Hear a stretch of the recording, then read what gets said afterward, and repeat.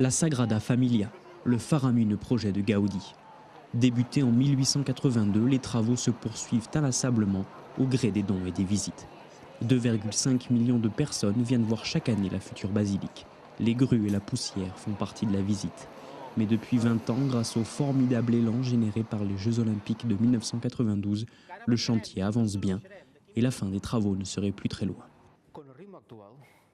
Au rythme actuel des entrées et des dons, nous pensons qu'il est possible qu'à une date emblématique, 2026, 100 ans après la mort de Gaudi, toute la partie architectonique soit terminée.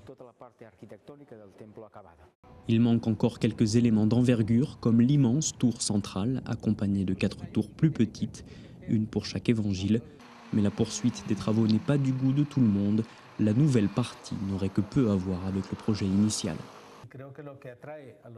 Ce qui attire les touristes et les citoyens du monde entier, et ce qui retient l'attention, c'est l'œuvre de Gaudi.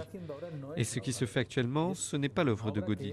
C'est une œuvre de disciples et d'architectes qui interprètent son œuvre. Pour les architectes actuels, Antoni Gaudi, décédé en 1926, avait évidemment souhaité que ses successeurs soient fidèles à ses idées, mais ils assurent aussi que le génie avait laissé une large place à l'interprétation.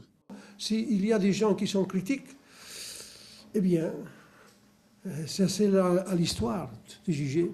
Mais je pense que c'était un bon chemin, respectueux et fidèle à un grand chrétien qui était Gaudi. En attendant le point final des travaux, les grues cesseront de bouger quelques heures dimanche, le temps pour le pape Benoît XVI de consacrer le célèbre monument.